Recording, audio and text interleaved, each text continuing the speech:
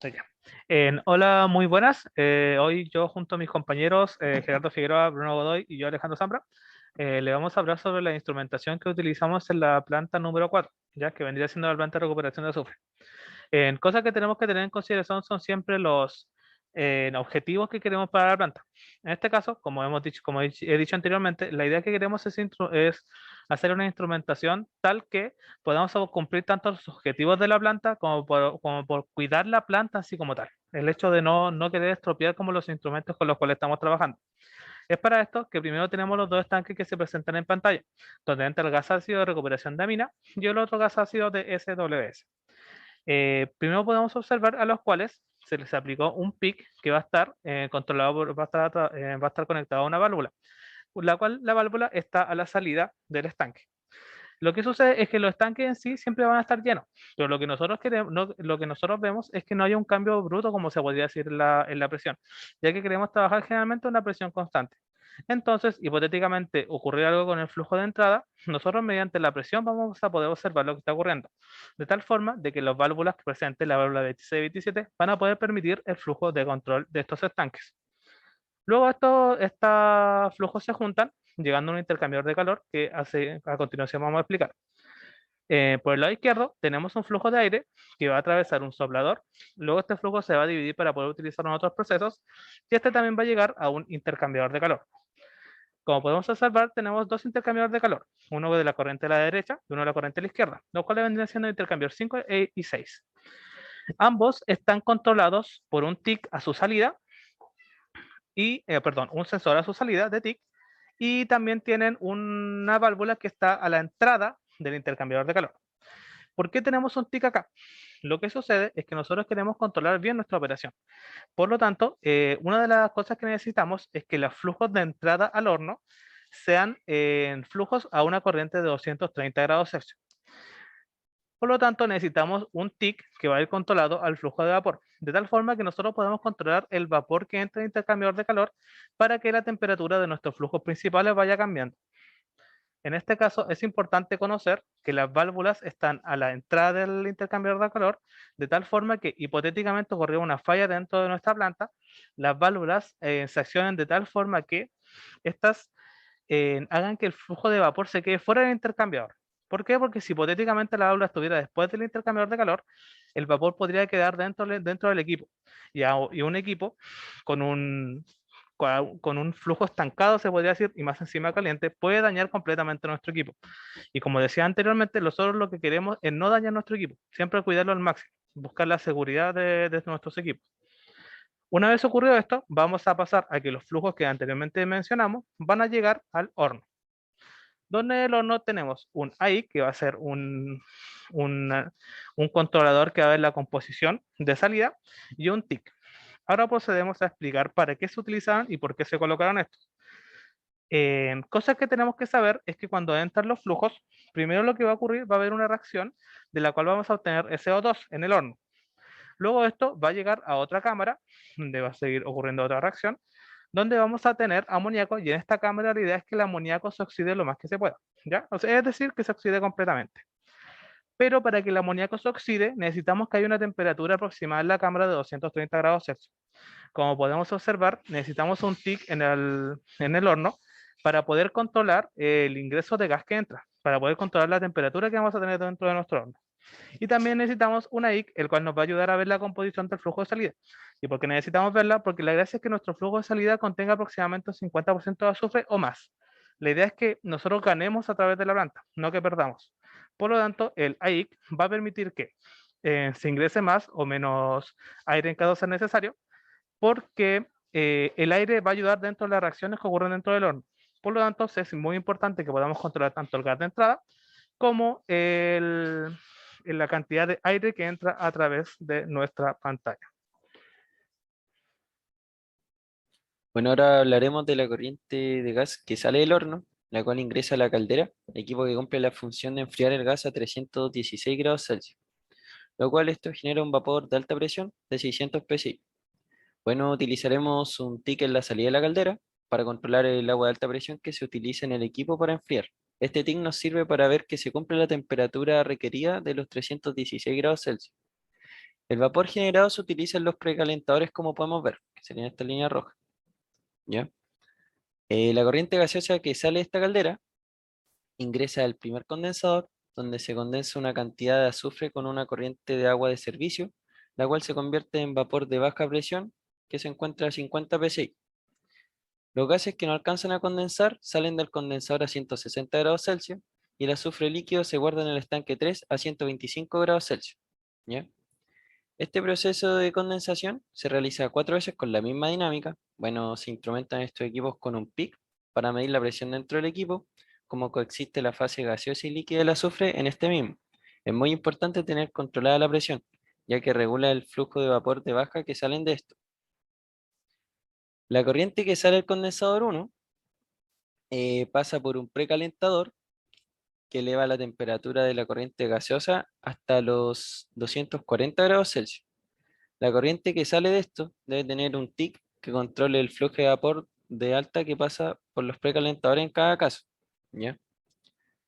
Después, las corrientes que pasaron por los precalentadores entran en los reactores, equipos donde ocurren las reacciones químicas para obtener el azufre. En estos equipos se utiliza un DPI, que sería un diferencial de presión, para saber qué ocurre con la caída de presión de estos equipos, ya que operan con corriente gaseosa. Es súper importante tener esto, ¿ya? Del primer reactor, los gases salen a 300 grados Celsius para luego pasar por el segundo condensador y enfriar la corriente hasta 160 grados Celsius. Y ocurre lo mismo que en el condensador 1. El azufre líquido es depositado en el estanque 3 y la corriente gaseosa sigue su proceso, ¿ya?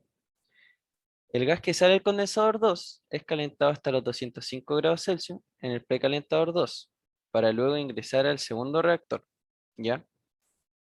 Después que ingresa la corriente gaseosa al segundo reactor, esta sale a 300 grados Celsius para luego pasar por el tercer condensador, donde se reitera lo que ocurre con la corriente líquida y gaseosa obtenida en este equipo, ¿ya? De que la líquida se guarda en el estanque 3 y la gaseosa sigue su curso. Los gases de salida se encuentran a 160 grados Celsius para luego pasar por el tercer precalentador para elevar su temperatura a 195 grados Celsius, ¿ya? Ahora este ingresa al tercer reactor, donde se tiene un instrumento que no se utiliza en los otros reactores, el cual es un TAH, para supervisar de que no se eleve demasiado la temperatura, ya que no debemos sobrepasar una temperatura de 250 grados Celsius, ¿ya? La corriente de gases que salen se encuentra a 200 grados Celsius. A esta misma corriente se le coloca un FI antes de entrar al mezclador, donde se procede a mezclar los gases con aire, donde la corriente de aire también tiene un FI, y estos dos FI que se mencionan están con un FRIC que controla el flujo de aire. ¿Qué pasa? Ya que debe tener un controlador este flujo debido a que se mezcla con una corriente gaseosa de interés, ¿ya? Que es la que ha seguido por todo el proceso. Después de mezclarse con aire, la corriente ingresa al precalentador 4 para elevar su temperatura a 210 grados Celsius, para posteriormente ingresar al reactor 4, ¿ya? En este reactor la temperatura de operación es de 480 grados Celsius y los gases que salen de este se encuentran a 245 grados Celsius, ¿ya? Estos gases que salen se dirigen al condensador 4, donde de nuevo el azufre líquido se dirige al estanque 3, ¿ya?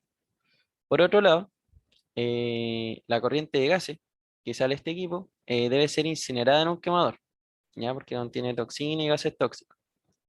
Este quemador debe operar entre 750 y 850 grados Celsius, donde se inyecta fuel gas y aire al mismo equipo para completar el proceso de eliminación de gases.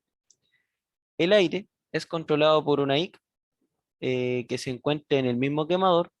Por otro lado, el fuel gas es controlado por un TIC del equipo, ya que no se puede exceder los 850 grados Celsius porque se generan gases del tipo NOx, ¿ya?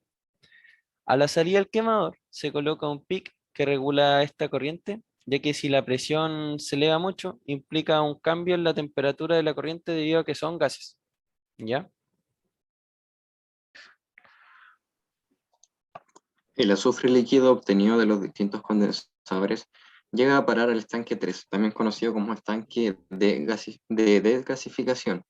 Y esto más que nada por el hecho de que a este estanque se inyecta una corriente de aire proveniente del soplador J1 con el fin de de eliminar los polisulfuros. ¿Qué son los polisulfuros? Los polisulfuros son unos compuestos que mantienen ácido sulfídrico disuelto en el azufre líquido. Y esto es necesario para poder introducir en la torre de destilación posteriormente la separación de la mezcla. Pero volviendo a lo que es el estanque, para poder controlar de una mejor manera el aire que ingresa, es que se requiere conocer ambos flujos, tanto el flujo de azufre líquido total que entra, como el flujo de aire. De esta manera, mediante un controlador Frick, se puede controlar una válvula que va a regular la entrada de aire al estanque. Por otra parte, una variable súper importante que hay que conocer en esta parte del proceso es la temperatura la temperatura a la cual se encuentra el estanque, ya que si es que esta temperatura bajo los 119 grados se puede producir una solidificación. Por lo tanto, se recomienda que por lo general la temperatura opere entre 125 y 150 grados Celsius. Es por esta razón que se introduce un TIC, un controlador de temperatura, que permite controlar un fluido de servicio calefactor, el cual mantiene la temperatura del estanque entre cierto rango. Finalmente, el nivel de líquido en el estanque se controla mediante un LIC, un controlador de nivel, que controla una válvula en la descarga de la bomba. Bomba que lleva el azufre líquido a la torre de destilación, que como bien dije anteriormente, permite separar el ácido sulfídrico remanente en el azufre líquido. Bueno, podemos observar aquí en el tope como tenemos un condensador, ¿cierto? Que va a dar como resultado una mezcla líquido-gaseosa, lo cual se va a controlar mediante un PIC y un LIC en un estanque. El PIC va a controlar la presión del estanque y igualmente la del condensador, llevando todo lo que no se condensó, que es el gas, el ácido sulfídrico, de vuelta a lo que sería el inicio del proceso. Ya esta corriente se va a juntar, se va a purgar y se va a juntar con los gases que se tenían inicialmente en el estanque 1 y 2. Y mediante una válvula, ¿cierto?, que controla el líquido, podemos controlar el nivel del estanque y cumplir este objetivo. Entonces, de esta manera se regresa el azufre líquido a la torre de destilación. Por otro lado, en el fondo de la torre tenemos un rehervidor que permite reingresar cierta parte del azufre líquido a una cierta temperatura a la torre. Para controlar esta temperatura es que se utiliza un controlador de temperatura en lo que sería la salida del rehervidor o la entrada de la torre, y este TIC va a controlar la cantidad de fluido calefactor que se ingresa al rehervidor mediante una válvula. De esta manera se puede controlar la temperatura a la cual se reingresa el azufre líquido. Y finalmente, en el fondo también de la torre de destilación se controla el nivel que tiene esta mediante un LIC, que nuevamente controla una válvula a la descarga de la bomba. ¿Ya? Recordemos que no podemos controlar a la succión porque se puede producir una cavitación y finalmente un daño en los equipos. De esta manera resguardamos, ¿cierto?, el control operacional de la torre. Y finalmente tenemos el estanque número 4, que es el que almacena nuestro producto final, el cual posteriormente se distribuye. En este estanque debemos tener consideraciones similares a lo que teníamos en el estanque 3 en cuanto a temperatura.